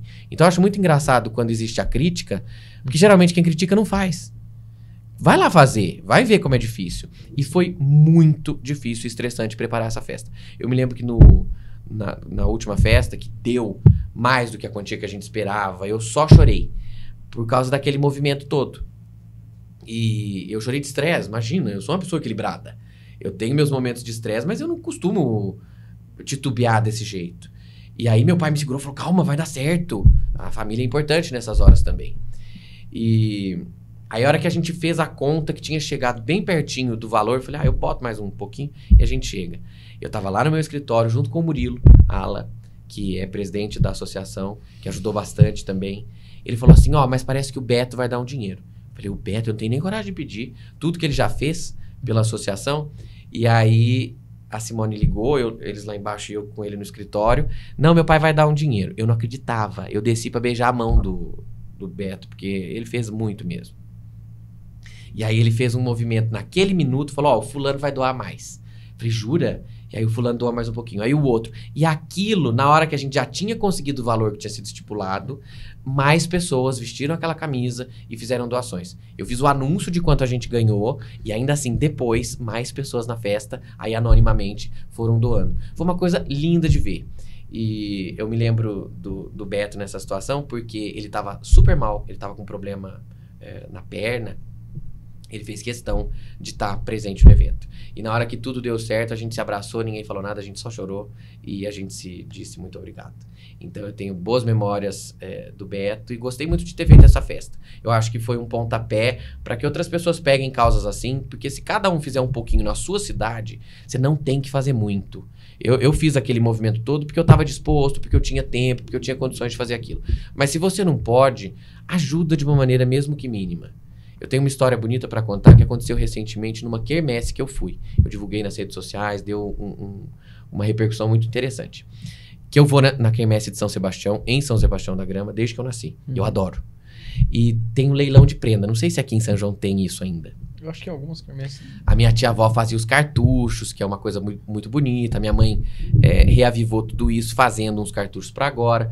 Mas nós fomos num dia, e aí tem o leilão das prendas. E as prendas saem por bons preços, tudo isso ajuda a paróquia. E no final, tinha um bolo. Que o padre falou, gente, é o seguinte, ele contou a história. Teve uma senhorinha lá da vila, que ela veio aqui e trouxe esse bolo. Eu não sei quanto que eu vou poder dar de lance inicial nesse bolo, porque ele não tem tanto valor no sentido matéria. Mas as pessoas entenderam aquilo, ela deu de coração. Então, ela talvez não tivesse aquilo para a família dela, e ela resolveu doar. Então, foi uma coisa que comoveu todo mundo, e aquele bolo saiu por R$2.060. Um bolinho bobo. Então, as pessoas entenderam. Então, se você dá esse pontapé, tanto que eles chamaram de bolo da humildade, foi a coisa mais linda do mundo, porque a pessoa arrematava e devolvia.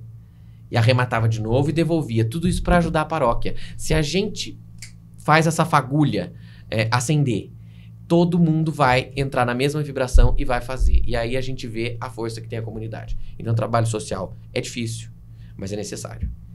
E nisso, né, já puxando esse gancho, você recebeu o título Cidadão Vargem-Grandense. Para mim foi o Oscar. E você acha que foi em relação a essas ações, atitudes? Você nasceu na Vargem? Não, eu nasci em São Carlos. Meu pai tinha negócio lá na época, nós moramos lá.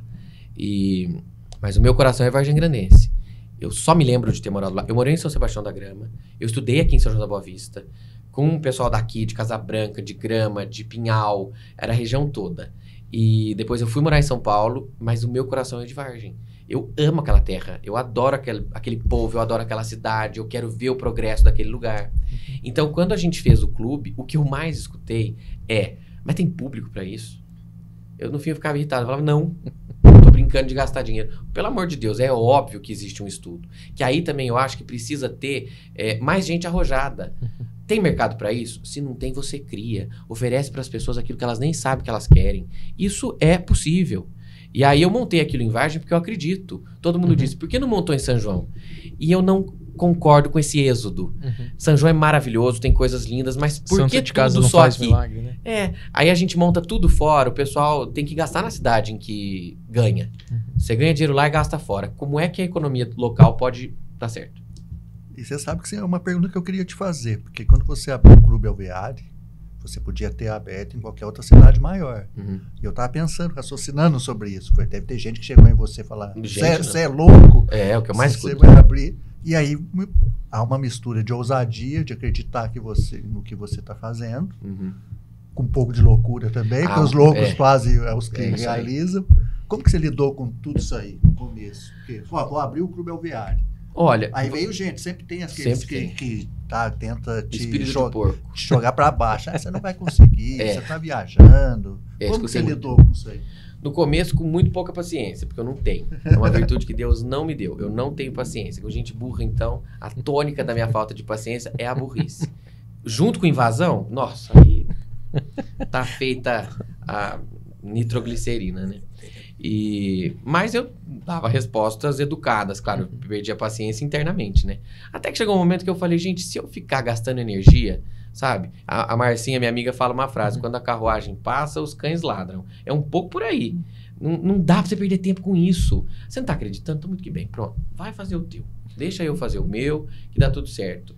Eu tô aprendendo isso, muita terapia, aprendendo a não lidar com isso. Mas espírito de porco tem sempre, nós estamos no plano da prova e expiação. É claro que vai ter esse tipo de coisa. Mas eu acredito muito no que eu tô fazendo e é muito fácil me ferir. Eu sinto as coisas, eu sou sensível e eu não gosto de ataque. Mas o que me pega, o que me machuca é a capacidade do outro de atacar. Nunca o conteúdo do ataque. Em nenhum momento eu duvidei da minha capacidade, eu duvidei dos meus passos, eu sabia o que eu estava fazendo. Me incomodava isso. Eu falava, meu Deus, por que essa pessoa perde tempo e vai lá atacar? Mas você já ouviu a historinha do vagalume e da cobra? É mais ou menos por aí. O vagalume não faz parte da cadeia alimentar da cobra. Ainda assim ela queria comer ele, porque a luz dele estava incomodando. Então é assim, isso na vida vai existir em qualquer ramo, em qualquer âmbito social, existe e a gente tem que aprender a lidar, porque se você botar o outro acima da sua vontade, acima da sua autoconfiança, você não sai do lugar. Você sabe que ainda tem a história do vagalume e da cobra, ainda tem um organograma que uma vez eu levei na história, que era assim, ó, o que você vai falar, vai fazer bem para alguém? Fique quieto. Vai incentivar alguém, fique quieto, porque às vezes a pessoa tem a oportunidade de ficar quieto, né? Mas tem uns que não ficam, né? Aí nós voltamos a falar de etiqueta. Aprender a fazer silêncio é tão importante. E isso a gente joga até para política.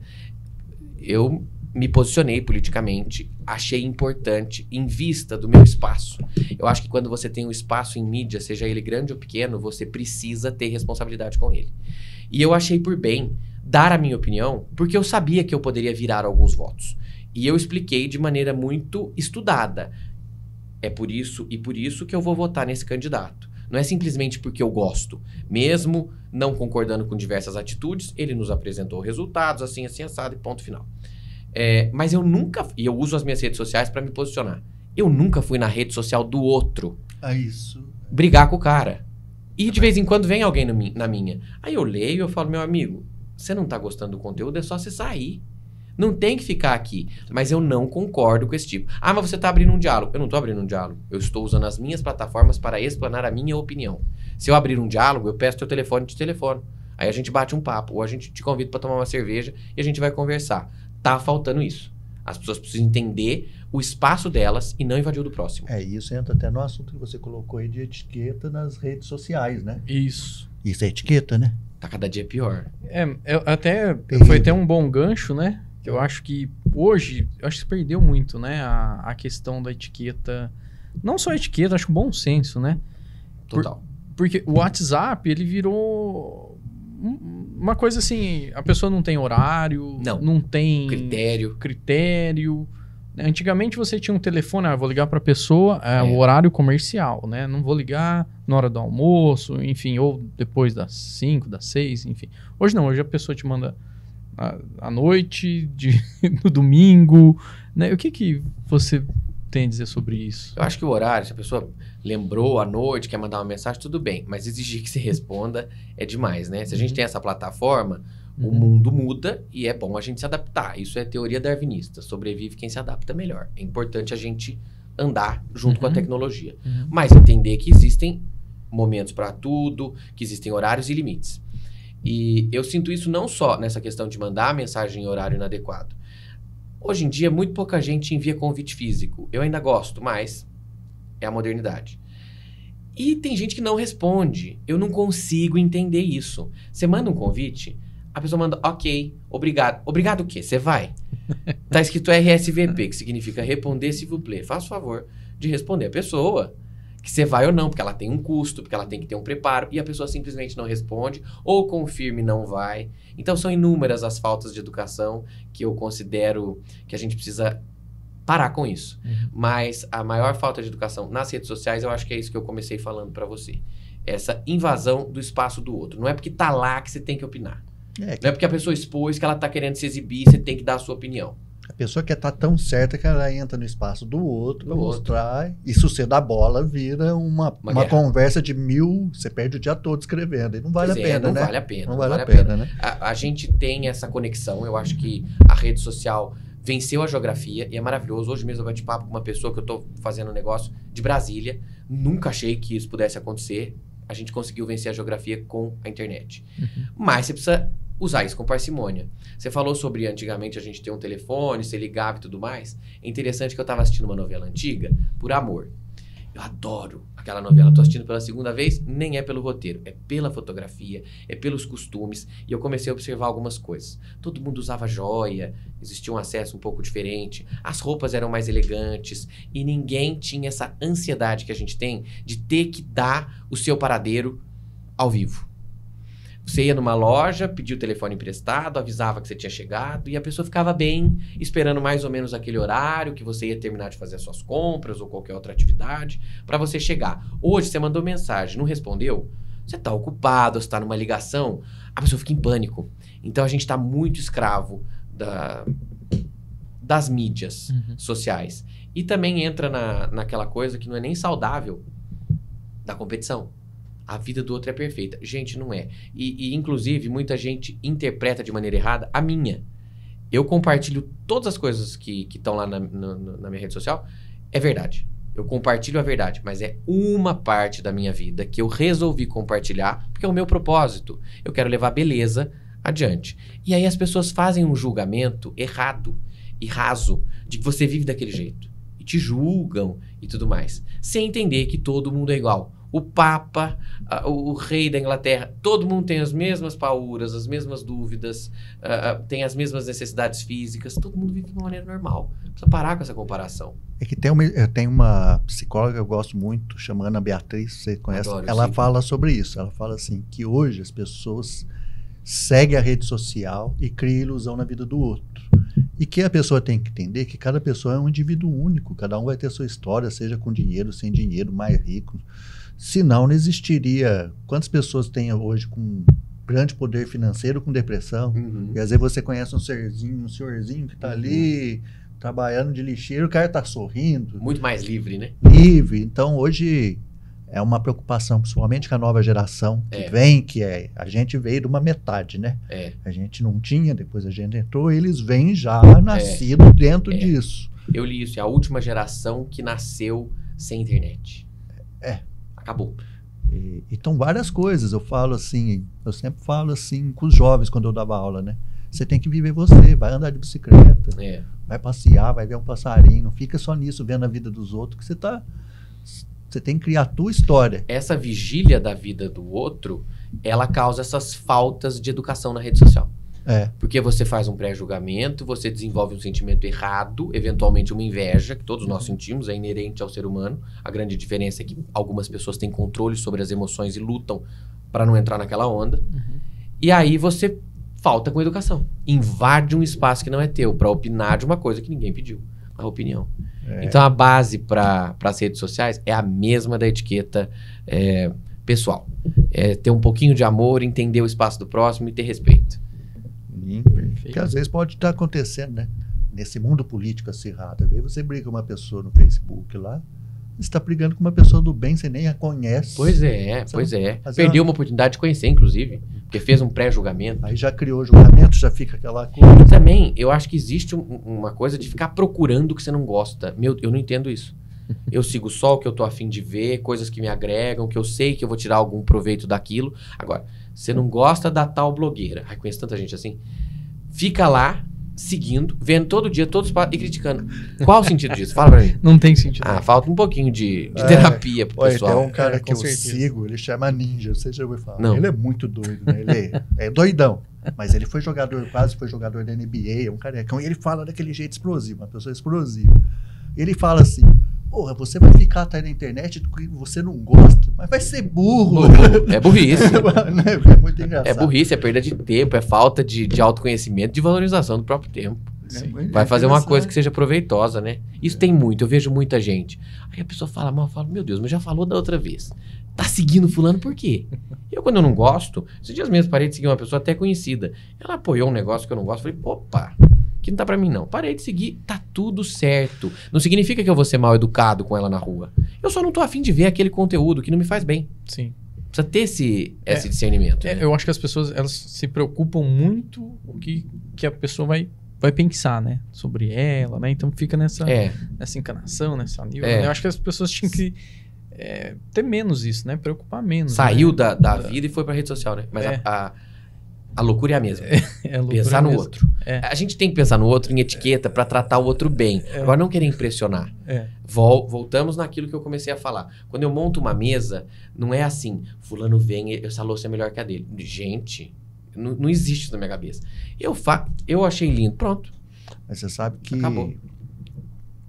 Assim, a minha mãe é falecida há 15 anos. E minha mãe, ela é admirada por todos os filhos.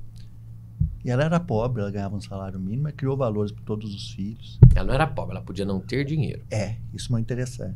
E só que a casa dela, ela era aquela velhinha que fazia os pães caseiros, gostava de receber todo mundo e fazia o pão e levava para outra vizinha. Maravilhoso. A minha casa, apesar de ela não ter dinheiro, vivia lotada de filho de médico, filho de juiz, porque todo mundo gostava de conversar com ela. Sabe por quê? Pelo que você está contando, era um ambiente de amor. E esses dias, andando com a minha filha numa feira aqui em São João, parou uma senhorinha que ela lembrava de quando eu era criança, assim, desse tamanho.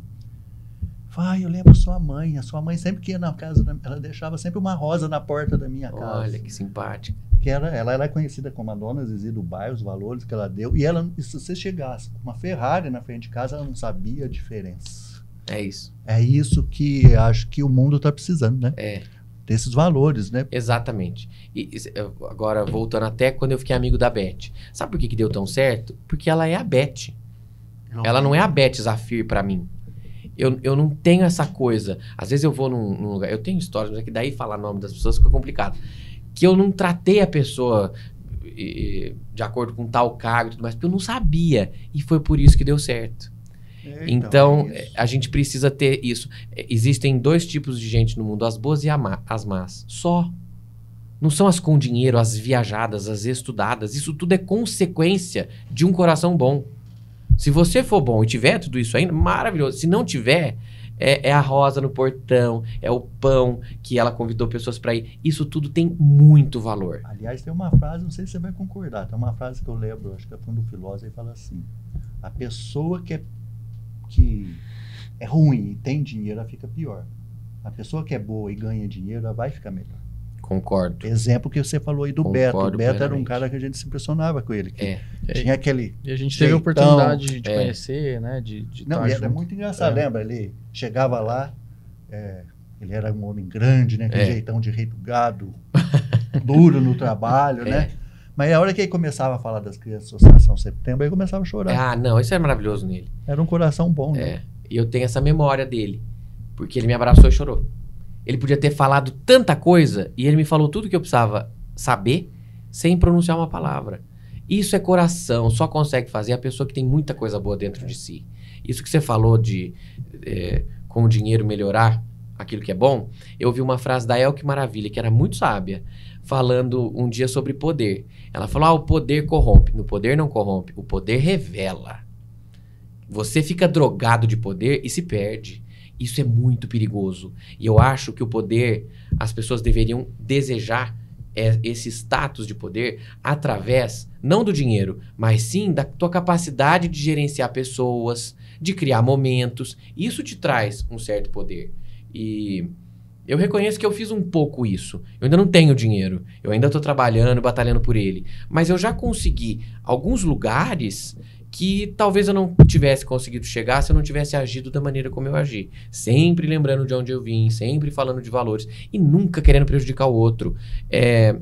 Ouvi uma outra frase da Marisa Hort que ela fala, desejar o bem do outro não é porque você é bonzinho, é matemática. Se o cara tá feliz, você tá feliz também. E a gente precisa dar o crédito sempre. Você pode reparar que eu sempre dou a citação. Não pega nada que é do outro. Eu não pego uma frase de alguém. Eu digo a frase e digo de onde foi que eu vi. E aí você passa adiante. Porque senão, isso não vai voltar de uma maneira positiva pra você. Você aprendeu com fulano? Dê o crédito a ele. Você não desejar o mal do outro, não querer pegar o que é do outro, a ideia do outro, a vida do outro. Porque a gente vê muita gente assim. Eu uma vez falei uma frase num lugar, cheguei num outro lugar, a pessoa repetiu aquilo, só podia ter saído da minha boca. Eu fiquei olhando, eu falei, que coragem. Ele repetiu pra mim aquilo. Não entra na minha cabeça esse tipo de processo. E eu nunca vou entender. Eu quero ser sempre aquele que é enganado. Eu nunca vou enganar. Prefiro passar por essas frustrações do que mudar. A gente tem que ter isso muito bem estabelecido para você sobreviver, principalmente os dias de hoje. Ter consciência de quem você é. Se trabalhar para buscar autoconhecimento, que cada dia mais o outro vai te importar menos no sentido comparativo. O outro te importa no sentido doação. Deixa eu doar o que eu posso, deixa eu criar uma situação agradável para ele, dar o amor que eu tenho. Nunca querer estar acima, querer comparar. Porque isso existe muito, né? Com certeza. Te adoro enquanto você tá aqui. Sobe um pouquinho. Aí que você vê quem é quem. A grandeza do espírito são dessas pessoas que ficam felizes com o crescimento dos outros, né? Nossa. Aliás, vou até te falar uma coisa, né? Vamos falar para ele.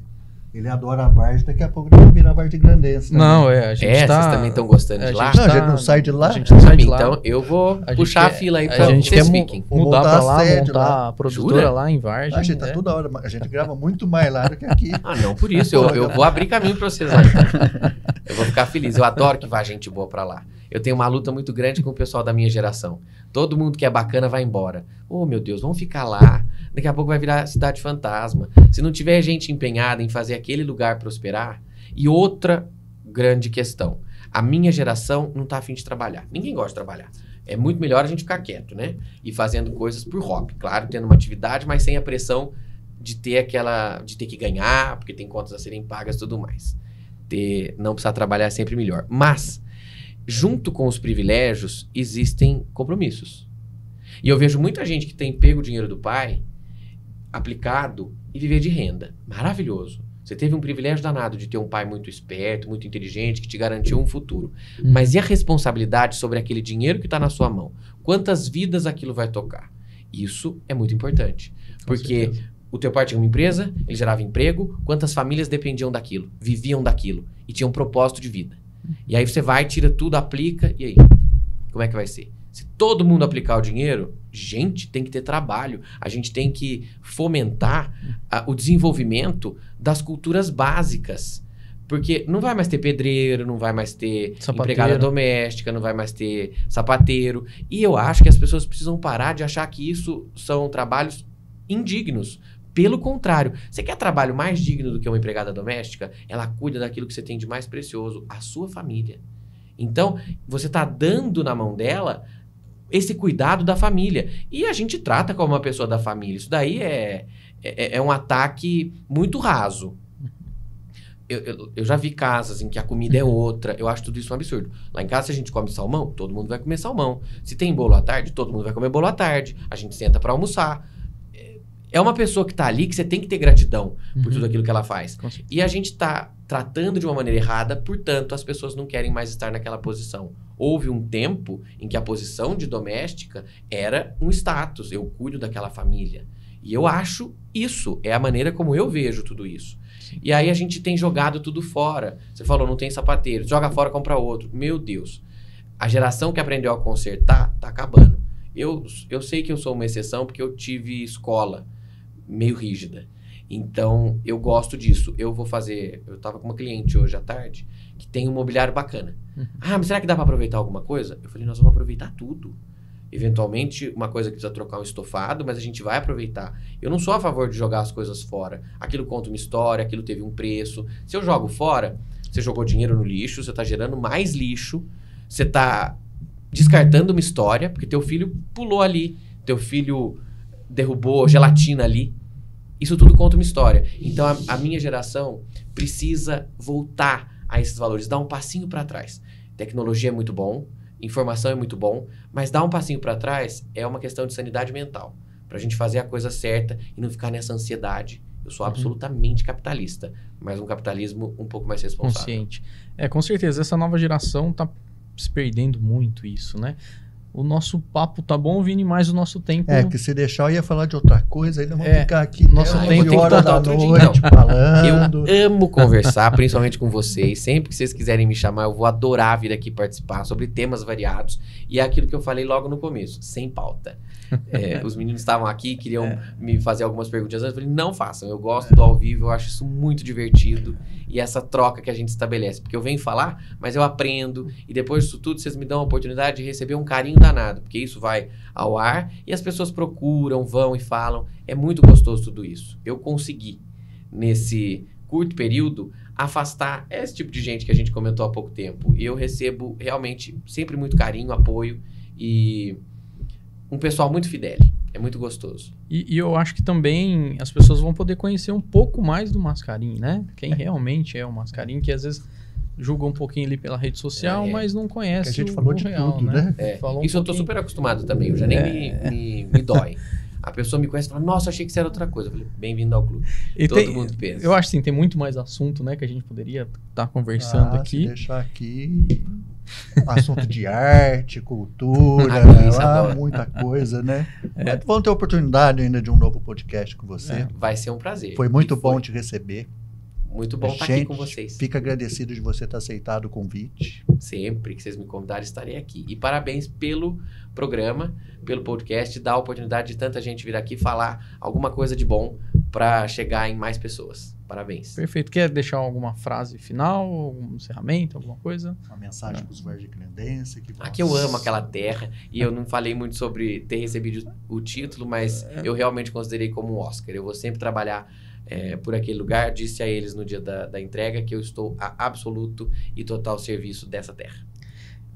Para finalizar, eu queria agradecer ao Zeke, que está aqui nos bastidores, está cuidando de todo o nosso parte técnica. Uma câmera ali. Pois é. A gente vai, às vezes, coloca uma câmera nos bastidores para o Zeke aparecer. Zeke, muito obrigado mais uma vez. Obrigado. Mais uma vez, agradecemos sua presença. Foi um prazer. E finalizamos mais um podcast. Até o próximo, né? Lembrando as pessoas aí que quiserem também locar sala, empresas, a gente já está locando para uns, está aqui. Muito bom, é muito confortável. É simples, mas o que você falou, mas é aconchegante. Mas tem uma energia boa. Tem uma energia boa. Isso que é importante. Muito obrigado. Muito obrigado.